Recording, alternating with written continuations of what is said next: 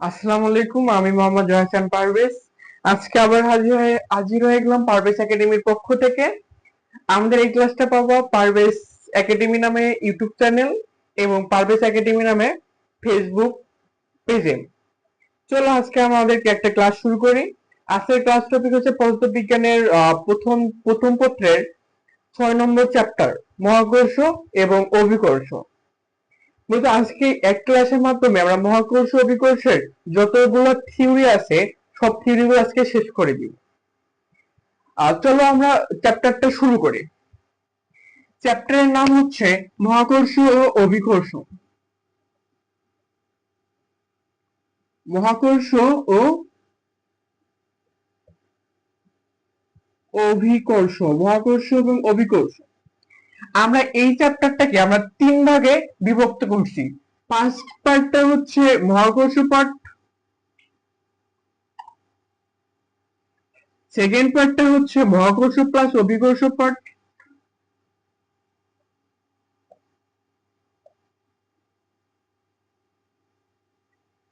Third পার্টটা হচ্ছে তোমার বিভিন্ন ধরনের তোমার বেগ, মুক্তি বেগ,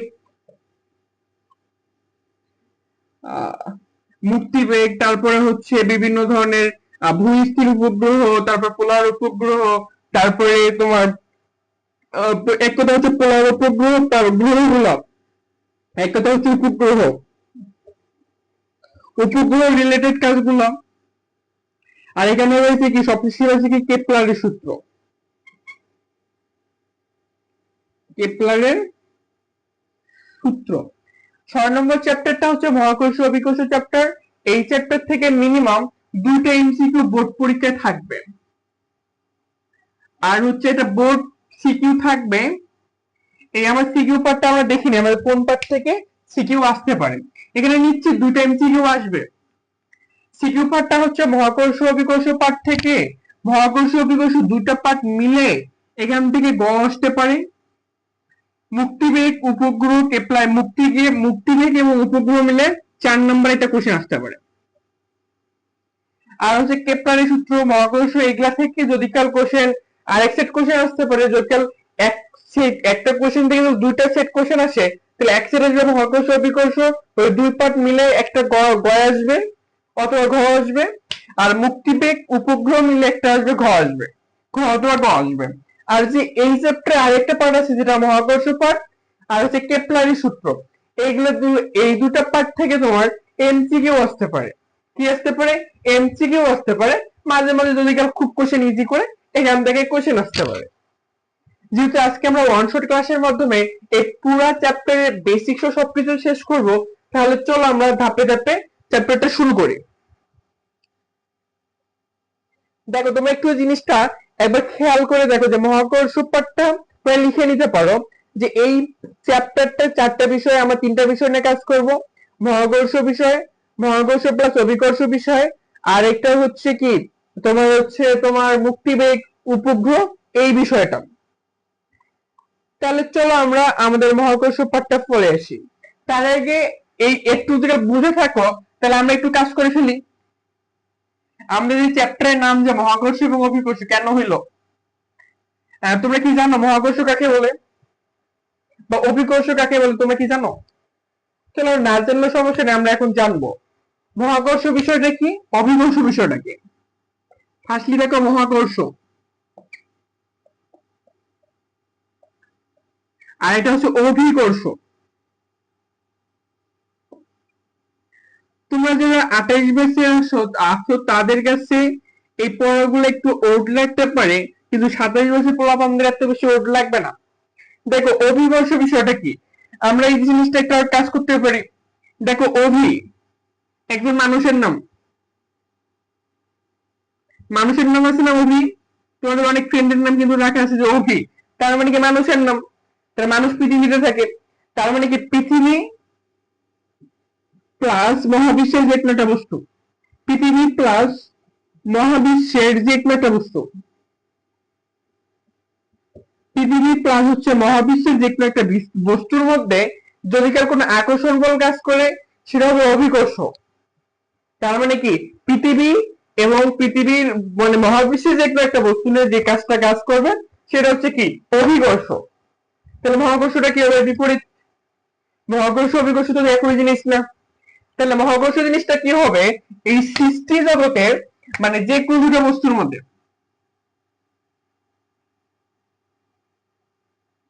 সৃষ্টি জগতের যে কোনো দুটি সৃষ্টি জগতের যে কোনো দুটি বস্তুর মধ্যে বস্তু বইতে যায় যে কোনো দুটা বস্তু বা যে কোনো দুটা বস্তু বা যে কোনো দুটা প্রাণীর মধ্যে প্রাণী তো হবে না যে কোনো দুটো জিনিসের মধ্যে কি হবে আকর্ষণটাই কি হবে মহাকর্ষ। বিষয়টা বুঝছো। মহাকর্ষ জিনিসটা কি মহাকর্ষ জিনিসটা হচ্ছে এই সৃষ্টি জগতের যে কোনো দুটো বস্তুর মধ্যে আকর্ষণ। সেই আকর্ষণটা হচ্ছে কি মহাকর্ষ। আর অভিকর্ষ কি জিনিস আমরা দেখলাম যে অভি নামে একজন মানুষ আছে পৃথিবীতে থাকে কিন্তু পৃথিবীতে থাকে আমরা বোঝানোর ক্ষেত্রে বলতেছি যে অভিকর্ষ জিনিসটা হচ্ছে পৃথিবী এবং মহাবিশ্বের যে কোনো একটা বস্তুর মধ্যে যে আকর্ষণ কাজ করবে সেটা হচ্ছে কি অভিকর্ষ। 30 সেকেন্ডের জন্য দেখো এই অভিকর্ষ এবং মহাকর্ষ জিনিসটা বুঝছো কিনা। যদি বুঝে থাকো তাহলে আমরা নেক্সট পার্টে চলে যাই।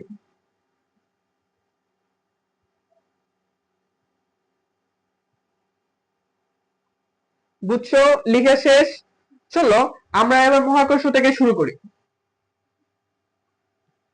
মহাকর্ষ সম্পর্কে তো বুঝছো যে পৃথিবী বা সৃষ্টি জগতের দুটো বস্তুর মধ্যে আকর্ষণটা কি মহাকর্ষ। এই মহাকর্ষ নিয়ে আমাদের আজকে পড়াশোনা শুরু করব। মহাকর্ষ মহাকর্ষ মহাকর্ষ এই মহাকর্ষ সম্পর্কে তোমার বিজ্ঞানী নিউটনকে তোমাদের মাঝে মাঝে অনেক ফ্রেন্ড আছে না তোমাদের বলো যে নিউটনের মতো পড়াশোনা করে। দেন তোমাদের ক্লাস নেওয়ার আগে আমি একটা ভিডিও দেখলাম। এই ভিডিওতে একটু কথা বলতেছে কিছু পোলাপান নিউটনের মতো পড়াশোনা করে। তার মানে কি ফিজিক্স এর ভাষায় কেউ যদি অনেক আতেল প্রকৃতির হয় তাকে আমরা নিউটন বলে ডাকি আর কি। মানে অনেকেই ডাকে। তার মানে কি নিউটন বিজ্ঞানী তার মানে কি পৃথিবী মানে ফিজিক্স এর ক্ষেত্রে কোনো কিছু আবিষ্কার বা কোনো কিছু নতুন কিছু হচ্ছে আমরা কিন্তু একটা নামে চলে আসছি নিউটন সাহেব। তার মানে কি মহাকর্ষ নিয়ে আলোচনা করছে অবভিয়াসলি এখানে কি নিউটন সাহেব কাজ করবে। অবভিয়াসলি কাজ করবেন না। এবং নিউটন সাহেব মহাকর্ষ নিয়ে তোমার নিউটন প্রথম সূত্র দিছে। বিজ্ঞানী এই নিউটন সাহেব বলতেছে মহাকর্ষ জিনিসটা হচ্ছে সৃষ্টি জগতের দুটা বস্তুর মধ্যে একে অপরের যে আকর্ষণ বল কাজ করে বা একে একে দুটি বস্তু কণা যে বলতেছে দুটি বস্তু কণা মনে করো এটা হচ্ছে তুমি আর এটা হচ্ছে তোমার একটা ফ্রেন্ড। মনে করো এ এবং বি। এ এবং বি তোমার যে বলে আকর্ষণ করে পরস্পর কি করে আকর্ষণ করে। আচ্ছা বলো তো তুমি এবং তোমার ফ্রেন্ডকে আমি একসাথে রেখে দিই তোমরা কি কথা না বলে থাকবা। আমার তো মনে হয় না। তোমাদের যদি 30 সেকেন্ডের জন্য দেওয়া হয় তোমরা কিন্তু একদম খুল্লম খুল্লম কথা বলা শুরু করে দিবে। সেম আস এ বিন্দু এবং বি বিন্দু নামে একটা বস্তু আছে যদি সোজাসুজি রাখা হয় তার মানে কি যে কোনো দুটি বস্তু কণা পরস্পরকে আকর্ষণ করবে। কি করবে আকর্ষণ করবে। নিউটন সাহেব বলতেছে দুটি বস্তু কণা পরস্পরকে আকর্ষণ করে। এই আকর্ষণ বলের মান ধরি এ বস্তুর মান হচ্ছে m1 বি বস্তুর ভরের মান হচ্ছে m2 পরস্পর ডি দূরত্বে আছে। বিজ্ঞানী নিউটন সাহেব বলতেছে এ এবং বি নামে দুটি বস্তু কণা পরস্পরকে আকর্ষণ করে। এই আকর্ষণ বলের পরিমাণ হচ্ছে এফ। আকর্ষণ বলের পরিমাণ কি এফ। এই আকর্ষণ বলের পরিমাণটা হচ্ছে বস্তুদ্বয়ের ভর দৈর্ঘ্য গুণফলের সমানুপাতিক। বিজ্ঞানী নিউটন সাহেব বলতেছে যে মহাকর্ষ বলটা হচ্ছে দুটি বস্তু কণা পরস্পরকে আকর্ষণ করে। এই আকর্ষণ বলের মান বস্তুদ্বয়ের ভরের গুণফলের সমানুপাতিক এবং বস্তুদ্বয়ের মধ্যবর্তী দূরত্বের বর্গের ব্যস্তানুপাতিক। বস্তুদ্বয়ের মধ্যবর্তী দূরত্বের বর্গের ব্যস্তানুপাতিক এইটা হচ্ছে কি নিউটনের মহাকর্ষের সূত্র। তাহলে আমরা দুটো একসাথে লিখতে পারি কিনা। দুটো থেকে একসাথে লিখি তাহলে কত হবে এফ সমানুপাতিক m1 m2 divided of D square. আমরা কি জানি সমানুপাতিক উঠে গেলে কি এটা ধ্রুবপদ চলে আসে। তাহলে F equal to G into m1 m2 divided D square. এটাই হচ্ছে বিজ্ঞানের নিউটনের একটা মহাকর্ষীয় সূত্র, যেটা তুমি ছোট থেকে পড়ে আসছো। আমরা যদি কাল এই সূত্রটা এক লাইনে বলে ফেলি, নিউটনের মহাকর্ষীয় সূত্র বলতেছে দুটি বস্তুকণার মধ্যে আকর্ষণ বল বস্তুদ্বয়ের ভরের গুণফলের সমানুপাতিক এবং মধ্যবর্তী দূরত্বের বর্গের ব্যস্তানুপাতিক। এইটা হচ্ছে কি নিউটনের মহাকর্ষীয় সূত্র। তোমাদের এটা কয়ের জন্য আসতে পারে, নিউটনের মহাকর্ষীয় সূত্র কি ব্যাখ্যা করো। ব্যাখ্যা ছিল এটা পুরোটাই লিখবা, কথায় লিখে দিবা। কথায় আমি লিখে দিলাম না, তোমরা আমি যেটা বলতেছি তোমার লিখে নিতে পারো, বই থেকে পড়তে পারো। নিউটনের মহাকর্ষীয় সূত্র হচ্ছে দুটি বস্তুকণার মধ্যে ক্রিয়াশীল আকর্ষণ বল বস্তুদের ভরের গুণফলের সমানুপাতিক মধ্যবর্তী দূরত্বের বর্গের ব্যস্তানুপাতিক। বুঝতে পেরেছো? একটু থেকে মোটামুটি মেডিকেল কোশ্চেন দু একবার আসছিল যে মানে ভরের সাথে কি সম্পর্ক, দূরত্বের সাথে কি সম্পর্ক। কাজের মেট্রো যখন আমরা এই ক্লাস শেষ করার পর আমার দাগানো বই তোমাদের দিয়ে দিব আর কি। বুঝতে পেরেছো? একটু যদি কেউ বুঝে থাকো তাহলে আমি মিশে ফেললাম। এখানে একটা জিনিস আমি তোমাদের বলি নাই হয়তো বা, এই জিটা হচ্ছে মহাকর্ষীয় ধ্রুবক। আমরা এখান থেকে চলে আসি। এই জি কি? জি হচ্ছে মহাকর্ষীয় ধ্রুবক, যেটা সার্বজনীন ধ্রুবক বলা হয়ে থাকে। এই জিটা কি? জি হচ্ছে কি সার্বজনীন ধ্রুবক। জি কি? সার্বজনীন ধ্রুবক। সার্বজনীন ধ্রুবক। এখন অনেক সময় কোশ্চেন আসে জি কে সার্বজনীন ধ্রুবক বলা হয় কেন? কেন বলা হয় একটু বলো দেখি, কেন বলা হয়? আমরা একটু আগে এই জি কে সার্বজনীন ধ্রুবক বলে কেন বলা হয়? আমরা একটু আগে দেখলাম না, এখানে একটা বস্তু এ, এখানে একটা বস্তু এ, এখানে একটা বস্তু বি। এই দুটো বলের মধ্যে যে আকর্ষণ বা বিকর্ষণ বল কাজ করে সেই বলটার পরিমাণ হচ্ছে এফ।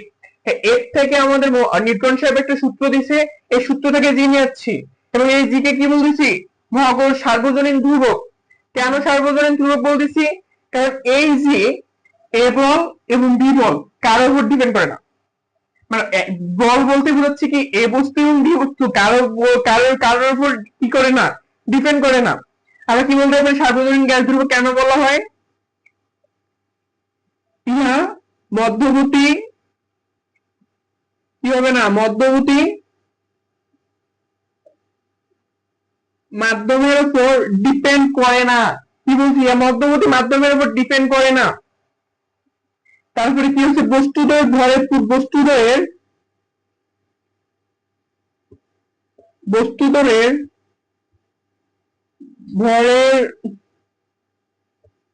প্রকৃতির উপর ডিপেন্ড করে না, কালাদেশি করে না। ইহা মধ্যবর্তী মাধ্যমের উপর ডিপেন্ড করে না, ইহা বস্তুদের ভরের প্রকৃতির উপর ডিপেন্ড করে না। আর একটা কাজ কি? প্রবেশ্যতা। প্রবেশ্যতা প্রবেশ্যতা প্রবণতা এবং দিকদর্শিতার উপর নির্ভর করে না। দিকদর্শিতার উপর ডিপেন্ড করে না।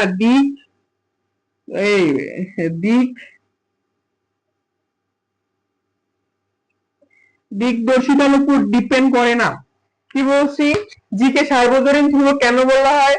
ইহা মধ্যবর্তী মাধ্যমের উপর ডিপেন্ড করে না, ইহা বস্তুদের ভরের প্রকৃতির উপর ডিপেন্ড করে না, ইহা প্রবেশ্যতা প্রবণতা বা দিকদর্শিতার উপর ডিপেন্ড করে না। এই ডিপেন্ড না করার কারণে জি কে সার্বজনীন ধ্রুবক বলা হয়। বিষয়টা বুঝছো? জি কে কি বলা হয়? সার্বজনীন ধ্রুবক বলা হয়। কেন বলা হয় বুঝতে পারছো? একটু দেখে না, কারণ এটা মাঝে মাঝে ক্ষয়ের জন্য আসতে পারে। অত বেশি ইম্পর্টেন্ট নয়, অত বেশি স্কিপ করার জিনিস না যে জিকে কি বলা হয়, মানে জিকে সার্বজনীন ধ্রুবক কেন বলা হয়, আসতেই পারে। এটা উঠায় নাও, আমাদেরকে ওইটা যদি তুমি উঠাই নাও তাহলে চলো আমরা একটা ম্যাথ করে ফেলি।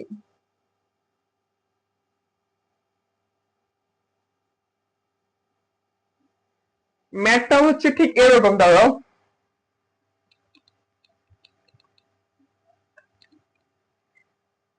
আমাদের একটা ম্যাথ করে ফেলি, ম্যাথ 1। আমরা যে একটু আগে যে মহাকর্ষ সূত্র পড়লাম না, এই মহাকর্ষ সূত্রের উপর একটা ম্যাথ। ম্যাথ 1,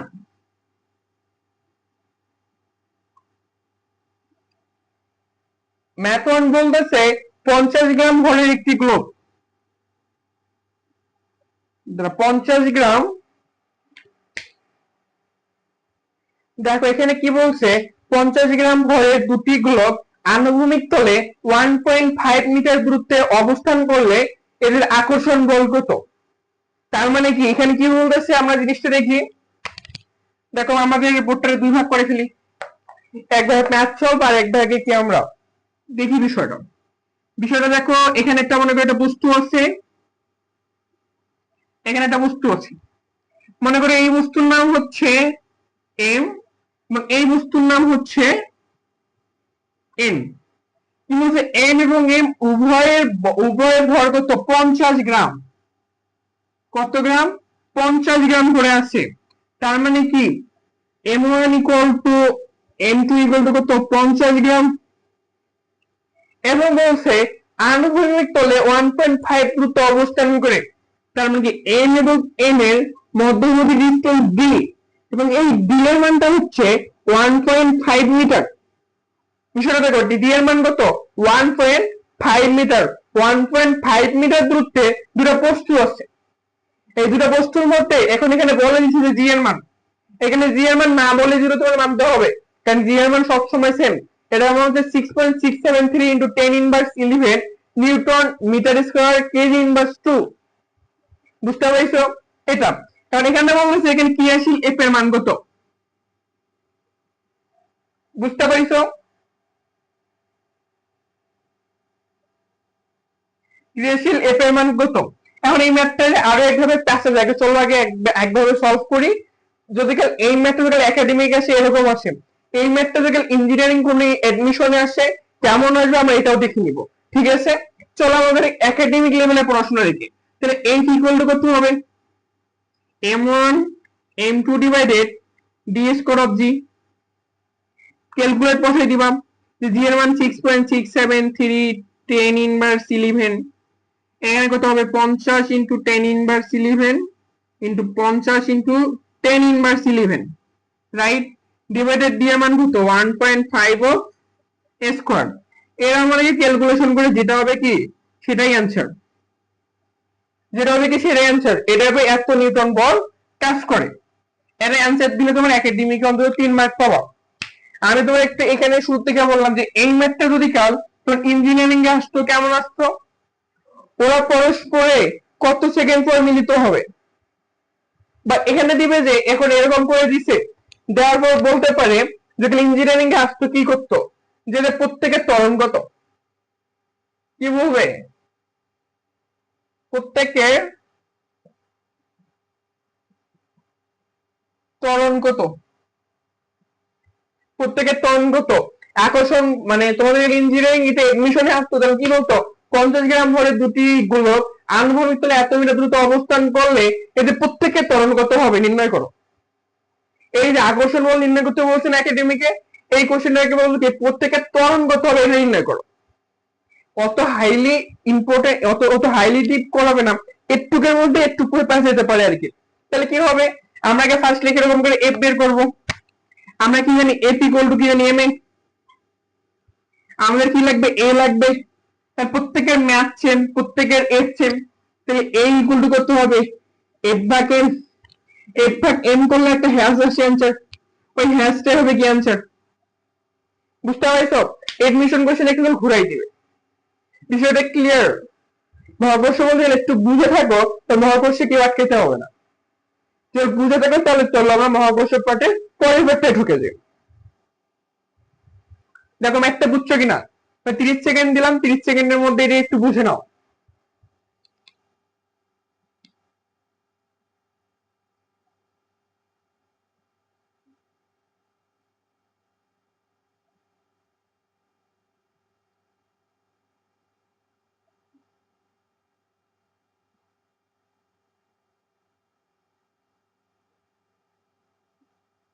দেখো লেখা কি শেষ হয়ে গেছে? শেষ হয়ে থাকলে আমরা চলো আমরা এখন অভিকর্ষের পাঠটায় চলে যাই।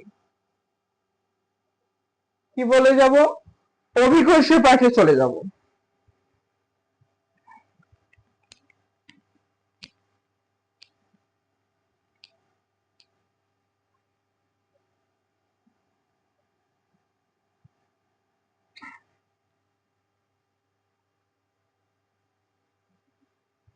অভিকর্ষ পাঠটা চলে যাই। এবার আমরা ক্লাসের শুরুর দিকে কি দেখছি? অভিকর্ষ দেখছি। অভিকর্ষ জিনিসটা কি? পৃথিবীতে থেকে পৃথিবী এবং পৃথিবীর বাইরের ভিতরে যে কোনো দুটা বস্তুর মধ্যে যে আকর্ষণ বল কাজ করে সেটা কি? অভিকর্ষ। মনে করো তোমার মনে করো একটা ফ্রেন্ড মনে করো আহ অভি নামে আছে, আর একটা ফ্রেন্ড মনে করো ইতি নামে আছে। অভি ইতির মধ্যে যে সম্পর্ক সেটা হচ্ছে কি? অভিকর্ষ। মানে কি পৃথিবীতে মানে পৃথিবী এবং অন্য একটা বস্তুর মধ্যে যে সম্পর্ক সেটা হচ্ছে কি? অভিকর্ষ। বুঝতে পারছো? চলো আমরা অভিকর্ষণের কাজ করি। অভিকর্ষণের কথা গেলে তোমরা মেবি অনেক সময় তোমার 9-10 থেকে পড়াচ্ছ না তো, বেগ কাকে বলে, ত্বরণ কাকে বলে, মন্দন কাকে বলে। ত্বরণ কাকে বলে? ত্বরণ হচ্ছে বেগ বৃদ্ধির হারকে ত্বরণ বলে। আর এইভাবে বলতে পারি একক সময়ে যে পরিমাণ বেগ পরিবর্তন হচ্ছে সেটা হচ্ছে ত্বরণ। বলতে পারি আমরা বস্তুই বলতে পারবো, দূরত্বই রাইট, একই জিনিস। তার মানে এখানে আমাদের যেটা কাজ করবো সেটা অভিকর্ষ কি হবে? অভিকর্ষ ত্বরণ। কি বলছি? অভিকর্ষ ত্বরণ। আমাদের অভিকর্ষ ত্বরণ দিয়ে জি দ্বারা প্রকাশ করা হয়। কি বলবো এখানে? এই অভিকর্ষ পাঠে কি পাবো? অভিকর্ষ ত্বরণ। অভিকর্ষ অভিকর্ষ ত্বরণ পাচ্ছি। এই অভিকর্ষ ত্বরণ দিয়ে কি দ্বারা প্রকাশ করা হয়? ছোট হাতের জি দ্বারা। এটার একক হচ্ছে মিটার সেকেন্ড ইনভার্স 2। এটা একটা কি? ভেক্টর রাশি। ছোট বাচ্চার মতো এগুলা কখনোই আসবে না, আল্লাহ এগুলা একটা আসবে না। অভিকর্ষ ত্বরণ কাকে বলে একটু জেনে নেই। এটা আল্লাহ কখনো কোথাও আসবে না, একটু দেখে নেই। তারপরে একটু বলি, মনে একটা করে একটা বস্তু এখানে আছে, মানে এটা গ্রাভিটেশন। এখানে মনে করো একটা বস্তু, মনে করো তুমি আসো, এই যে তুমি আসো, তোমার হাতটা বানিয়ে দিচ্ছি।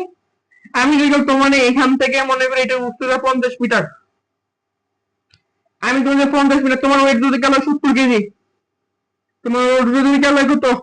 তোমার ভর যদি গেল 70 কেজি, আমি তোমার উঠাবো 70 কেজি, কিন্তু 2 মণ, 40 কেজি 1 মণ, মানে তুমি 1.5 মণের অনেক বেশি। তার মানে কি তোমার আমি যেখানে উঠাই এইভাবে কি হবে?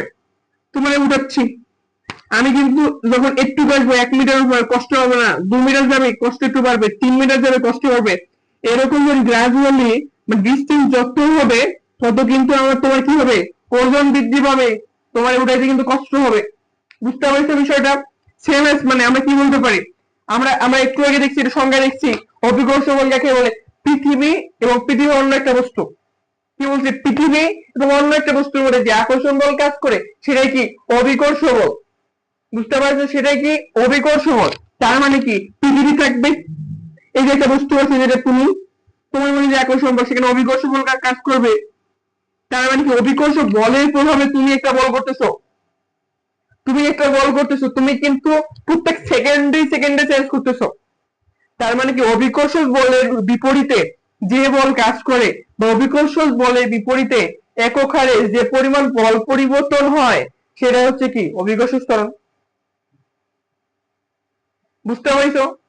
মানে কি অভিকর্ষ বলের বিপরীতে একক হারে যে পরিমাণ তোমার কি বলে ভর পরিবর্তন হচ্ছে,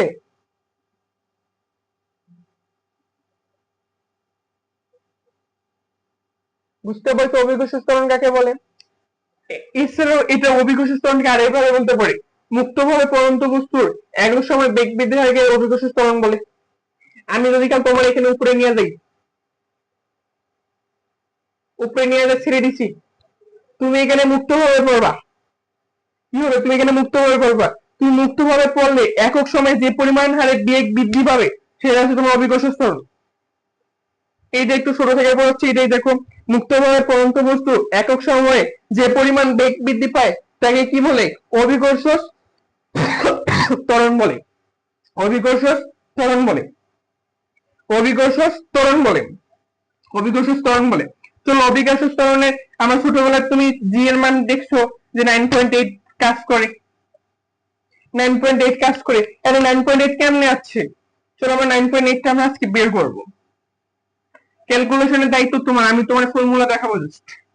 আমরা একটু আগে কি মহাকর্ষ সূত্র কি লিখছি, F equal to G into m1 m2 divided d square, m2 divided d square, m2 divided d square. কিন্তু আমরা যদি অভিকর্ষ বল করবো, তার মানে কি একটা বল হবে পৃথিবীর ভর, পৃথিবীর ভর ধরি মনে করো বড় হাতের m, আর একটা ভর মনে করো ছোট হাতের m। আমরা নেক্সট হবে কি দেবো, আমরা F ইকুয়াল টু কি জানি, m অফ g জানি, m অফ g জানি। যদি অভিকর্ষ বল কাজ করে অভিকর্ষ ত্বরণ থাকবে, তাহলে g ইন্টু বড় হাতের m থাকবে, ছোট হাতের m থাকবে, ডিভাইডেড d স্কয়ার কিংবা r স্কয়ার, যা মন দেয় তাই দাও। এই যে m, এইটা m বাদ দিতে পারি, উভয়কে m দ্বারা ভাগ দিলাম। তার মানে কি g ইকুয়াল টু কত হবে, এই যে gm divided of d square, gm divided d square. এইটা হচ্ছে কি অভিকর্ষ ত্বরণের ফর্মুলা, যেখানে f হচ্ছে সার্বজনীন ধ্রুবক, m হচ্ছে পৃথিবীর ভর, m কি পৃথিবীর ভর, m হচ্ছে পৃথিবীর ভর। এখন হলো একটা কোশ্চেন, আমি যদি কাল মঙ্গল গ্রহে যাই, মঙ্গল গ্রহে যাওয়ার পর আমি যদি এই ফর্মুলা অ্যাপ্লাই করতে করতে কি পাবো, তো অ্যাপ্লাই যদি করি, তো জি নির্ণয়ের ক্ষেত্রে আমরা এমটা কোনটা কাজ করবো, সহজ অ্যান্সার। আমি যদি কাল মঙ্গল গ্রহে যাই, মঙ্গল গ্রহ থেকে যদি কাল জি মাপতে যাই, মঙ্গল গ্রহে ব্যাসার্ধ দিব, মঙ্গল গ্রহে তোমার জি তো সবসময় সেম থাকবে, মঙ্গল গ্রহে এম দিব, যেটা হবে কি সেটা হচ্ছে মঙ্গল গ্রহের অভিকর্ষ ত্বরণ। আমি যদি কাল পারভেজ নামে কোনো একটা গ্রহে যাই, পারভেজ গ্রহের কি হবে, ব্যাসার্ধ দিব, পারভেজ গ্রহের ভর দিব, দেওয়ার পর যে জিটা পাবো সেটা হচ্ছে পারভেজ গ্রহের কি হবে, অভিকর্ষ ত্বরণ। বিষয়টা বুঝছো, ক্লিয়ার, সবাই ক্লিয়ার? ঠিক আছে, যদি ক্লিয়ার থাকো তাহলে চলো আমরা নেক্সট পার্টে যাই। এবারে এই পৃথিবীর ভর নির্ণয়টা দেখবো, পৃথিবীর ভর নির্ণয়টা দেখি একটি। চলো আমরা এই পার্ট থেকেই আমরা এই পার্ট থেকে শুরু করে পৃথিবীর ভর নির্ণয়ের ক্ষেত্রে তার আগে আমাদের বললো পৃথিবীটা কি রকম। পৃথিবী হচ্ছে গোলাকার, নট গোল। আমরা কি গোলাকার বস্তুর আয়তন জানি না? গোলাকার বস্তুর আয়তন কত, এই পোলাপান গোলাকার বস্তুর আয়তন কত, ভি ইকুয়াল টু কত, 4/3 পাই আর কিউব, 4/3 পাই আর কিউব, আর হচ্ছে তার ব্যাসার্ধ পাই আর কিউব। আর আমরা এখানে আমরা জানি কি রো, রো মানে কি ঘনত্ব, ঘনত্ব মানে কি m/v। এমটা মনে কর পৃথিবীর ভর, ভিটা মনে কর পৃথিবীর আয়তন, ঘনত্ব, তার মানে পৃথিবীর ভর ইকুয়াল টু কি লেখা যেতে পারে, m equal to rho of V. m equal to কি রো অফ ভি জানি, আমাদের m এর মানটা এখানে বসাই দিই, তাহলে কি কি আসবে, তাহলে চলো আমরা m এর মানটা এখানে বসাই দিই, কি কি আসে। তাহলে জি m মানে কি rho V into D square. তাহলে আমরা কি জানি, জি ভাগ D square into of rho, V মানে কি জানি 4/3 পাই আর কিউব, আর স্কয়ার, এখানে আর কিউব দিয়ে যদি সেখানে আর স্কয়ার দিয়ে ফেলি,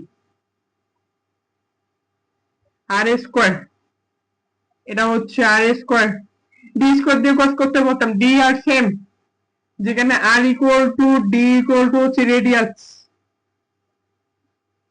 সেম জিনিস। বিষয়টা বুঝছো? তার মানে আমরা এখানে কি বলতে পারি, এই আর স্কয়ার এবং আর কিউব কাটা গেলে তাহলে এখানে কি থাকে, তাহলে থাকে এখানে 4/3 পাই আর রো, পাই আর রো জি, পাই আর রো জি, পাই আর রো জি। এইটা হচ্ছে অভিকর্ষ ত্বরণের সাথে, যদি কারণ মনে করো একটা অভিকর্ষ ত্বরণ দেওয়া থাকে কোন গ্রহের, এবং এই গ্রহের যদি কারণ আমাদের যদি ব্যাসার্ধ দেওয়া থাকে, ওই গ্রহের কি আমরা পাবো, ঘনত্ব বের করতে পারবো। এবং যদি কাল কোন একটা গ্রহের ঘনত্ব দেওয়া থাকে, যদি কাল আর রেডিয়াস দেওয়া থাকে, আমরা ম্যাস বের করতে এইভাবে পাবো, ফার্স্টলি ভি বের করব, ভি থেকে আমাদের ম্যাস বের করব, ম্যাস বের করে যার মধ্যে তাই আমরা করতে পারবো। তবে এখানে পৃথিবীর ভরটা তোমরা বের করবে যে কত হয়, পৃথিবীর ভরটা আমরা 6 × 10⁻24 কেজি, আর সূর্যের ভর বড় হাতের M1 যেটা হচ্ছে সূর্যের ভর, আর সূর্যের ভরটা হচ্ছে 2 × 10⁻30 কেজি। এটা মনে রেখো, কারণ এই জিনিসগুলো লাগে। আরেকটা জিনিস হচ্ছে তোমার, আরেকটা জিনিসটা হচ্ছে পৃথিবীর ব্যাসার্ধ। পৃথিবীর ব্যাসার্ধ আর হচ্ছে 6300 কিলোমিটার, 6400 কিলোমিটার, 6400 কিলোমিটার। এটা হচ্ছে কি পৃথিবীর ব্যাসার্ধ, এটা পৃথিবীর ব্যাসার্ধ। বিষয়টা বুঝতে পারছো? ক্লিয়ার? যদি ক্লিয়ার হয়ে থাকো তাহলে এবার কিন্তু আমাদের এই অভিকর্ষ ত্বরণ রিলেটেড আমরা ম্যাথ দেখব। কি করব? অভিকর্ষ ত্বরণ রিলেটেড ম্যাথ দেখব।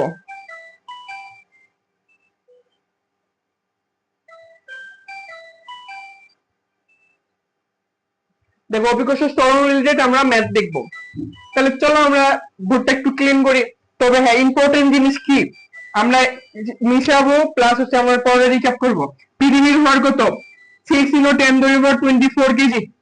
সূর্যের ভর কত? 2 × 10⁻30 কেজি। ডিরেক্ট মুখস্থ করে নিবা।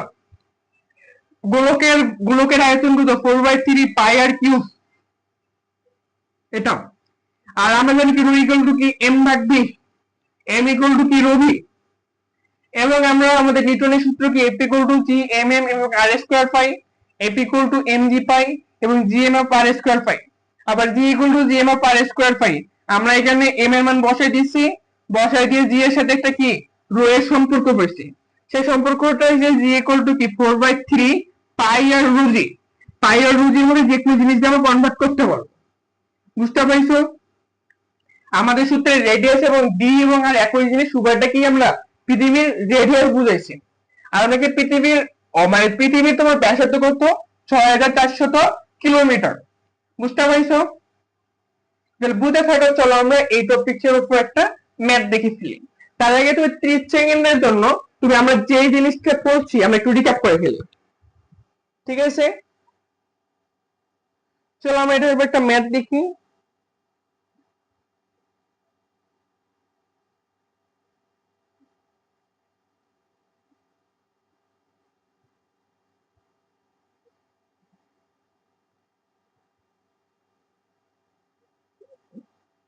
ম্যাথ চলো দেখি।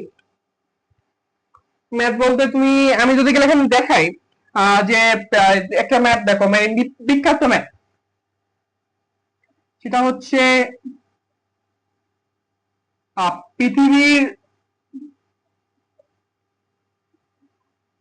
পৃথিবীর ব্যাসার্ধ 2% হ্রাস করলে, কি বলছি 2% হ্রাস করলে, পৃথিবীর ব্যাসার্ধ 2% হ্রাস করলে অভিকর্ষ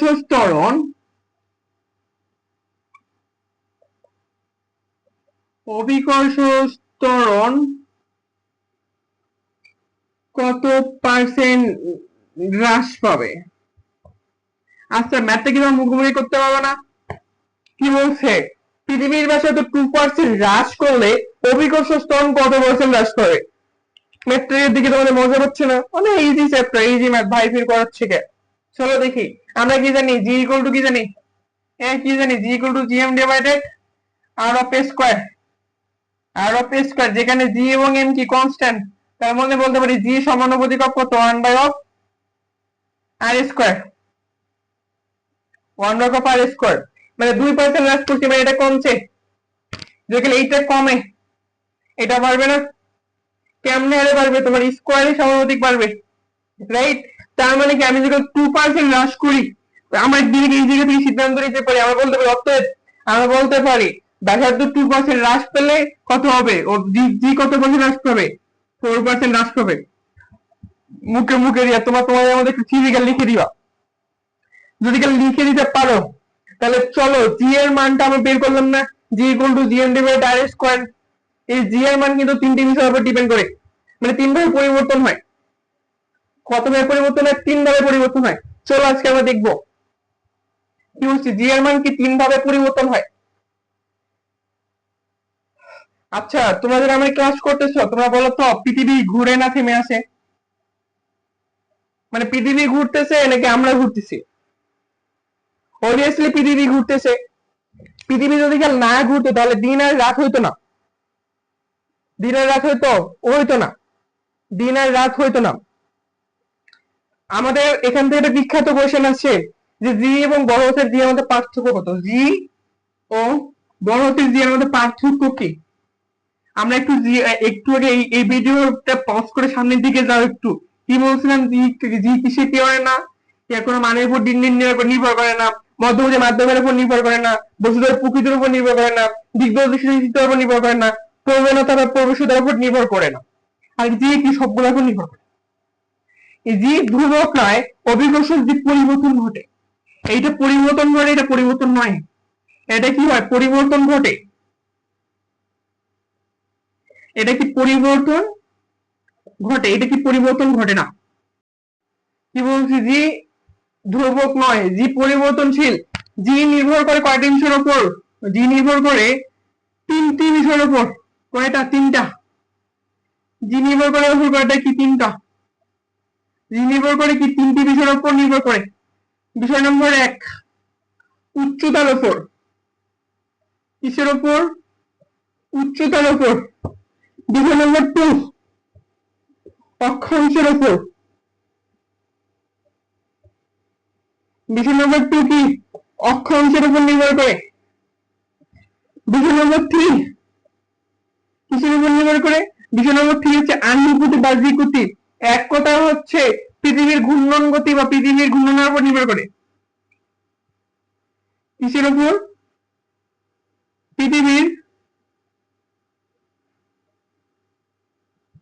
ঘূর্ণনের উপর নির্ভর করে। পৃথিবীর ঘূর্ণনের উপর কি নির্ভর করে? পৃথিবীর ঘূর্ণনের উপর নির্ভর করে। তার মানে কি বলছি, ছোট হাতের জি এবং বড় হাতের জি এর মধ্যে ছোট হাতের জি নির্ভরশীল এবং পরিবর্তনশীল। এই পরিবর্তনটা হয় পরিবর্তন নির্ভর করে তিনটা বিষয়ের উপর। এক উচ্চতার ক্রিয়ার উচ্চতার উপর, অক্ষাংশের ক্রিয়ার উপর, পৃথিবীর ঘূর্ণনের কি ঘূর্ণনের উপর নির্ভর করে। চলো আমরা তিনটা বিষয় এখন আমরা দেখবো। রেডি তো তোমরা? ওকে।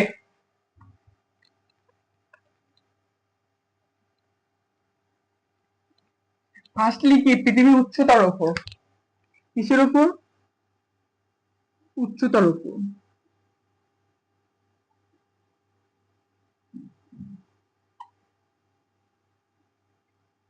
উচ্চতার উপর।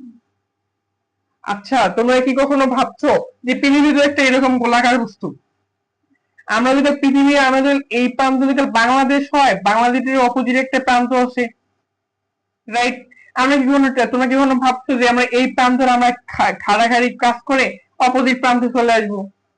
তাহলে তো কখনো আমাদের ভিসা টিসা লাগবে না। এই বিষয়টা কি কখনো লক্ষ্য করছো যে মনে করে একটা বস্তু আছে এখানে, এই বস্তুটার এই প্রান্ত থেকে ওই প্রান্তে যাবো, যাওয়ার ক্ষেত্রে আমি এটা চিত্র করি, পুরোপুরি চিত্র করি, ওই প্রান্তে যাইতে পারবো। তাহলে মানুষের পৃথিবীর এই কাজ করে না। তো অনেক সময় দেখবা যে অনেক অনেক অধিবাসী বা অনেক কিছু মানুষ বড় হয়ে গোস করে পার হয়ে যায়। তাহলে মানুষ এই কাজটা করে না কেন? না করার কিছু রিজন আছে, না করার কি আছে রিজন আছে। আমরা একটু আগে কি দেখলাম যে পৃথিবী এরকম একটা গোলাকার কাজ করছে এবং এটা রেডিয়াস আর হিসেবে কল্পনা করছে, আর হিসেবে কল্পনা করছে। আবার আমরা জি ইকুয়াল টু কি জানি, G M divided of R square জানি। জি এম ইকুয়াল টু কি জানি, আর স্কোয়ার জানি, জি এম স্কোয়ার আর স্কোয়ার জানি। এই আরটা বলতে বোঝাচ্ছে পৃথিবীর কেন্দ্র থেকে একদম পৃষ্ঠের দূরত্ব। আমি যদি খালি পৃষ্ঠ থেকে আমি এই প্রান্তে যাইতে যাই কি করতে হবে, এই জায়গায় আসতে হবে, আসা পাবে এরকম করতে হবে।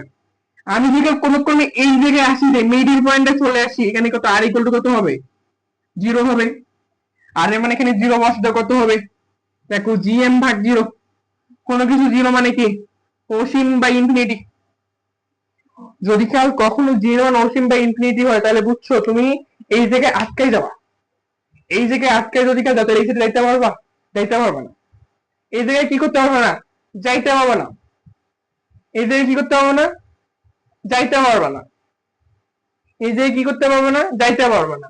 এই জায়গায় যদি যাইতে না পারো, এই জায়গায় যদি যাইতে না পারো তাহলে কি হবে, তুমি মারা যাবে, এখানে ঘুরতেই থাকবে, ঘুরতেই থাকবা। সেম অ্যাজ, তার মানে কি আমরা বলতে পারি পৃথিবীর এই জায়গায় হচ্ছে জি এর মান মানে তোমার অসীম হয়ে যাবে। এখানে এখান থেকে যখন এই ছেড়ে যাবো, জি এর মান বৃদ্ধি পাবে। জির এই জায়গায় পৃষ্ঠের মধ্যে জি কি সর্বোচ্চ হবে, এবং এই জায়গা থেকে আবার যখন দূরে যাবে জি আর এর মান আবার বৃদ্ধি পাবে। আর এর মান বৃদ্ধি পেলে জি এর মান মিনিমাম হবে, যত মিনিমাম হবে। আর এর পরিমাণ হলে আরেকটা আর যখন যুক্ত হয় আরো কম যাবে, সেভেন হলে আরো কম যাবে, এরকম করতে করতে করতে করতে অনেক বেশি আর হয়ে যায়। আবার কি জি এর মানে জিরো হওয়ার সম্ভাবনা আছে না, আছে আর কি। এইটাই কাজ করি। তার মানে কি উচ্চতার উপর কি জি এর মান নির্ণয় করে, উচ্চতা থেকে কম হয় জি এর মান বেশি হয়, উচ্চতা থেকে নির্দিষ্ট সীমার বেশি হয়ে যায় কি জি এর মান কি হয়ে যাবে, কমে যাবে। উচ্চতা থেকে জি এর থেকে নির্দিষ্ট সীমার থেকে কম হয়ে যায়, তাহলে কি হবে, জি এর পরিমাণটা কমে যাবে। বিষয়টা বুঝছো? ক্লিয়ার? ক্লিয়ার হয়ে থাকো তাহলে চলো আমাদের উচ্চতার ক্রিয়ার উপর কাজ করি। এই উচ্চতার ক্রিয়ার উপর দুই ভাবে কাজ করতে পারবে। একটা হচ্ছে দুইটা ফিগারতে কাজ করে ফেলি। একটা ফিগার ঠিক এরকম, মনে করো এটা কাজ আছে, এটা মনে করো আর, আর থেকে এই সুস্থতা একটা বস্তুর এই সুস্থতা কি করবো, এই যে জি আছে এখানে জি নির্ণয় করবো, জি প্রাইম একটা পার্ট। আর এটা জিনিসটা হচ্ছে মনে করো একটা পৃথিবী আছে, পৃথিবীর সেন্ট্রাল, এটা পৃথিবীর সেন্ট্রাল থেকে কেন্দ্র থেকে এই দূরত্বে আরেকটা তোমরা জি পাবো। এই মনে করো এই জায়গাটা বন্ধু হচ্ছে বি, এই বি বিন্দুতে জি প্রাইম ডাবল প্রাইম পাবো, এই বিন্দুতে কি পাবো, জি ডাবল প্রাইম পাবো।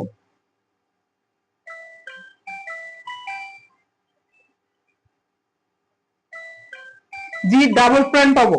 এই জি ডাবল প্রাইমটা একটা পার্ট, একটা পার্ট কি এই সুস্থতায়, একটা কি এই গভীরতায়।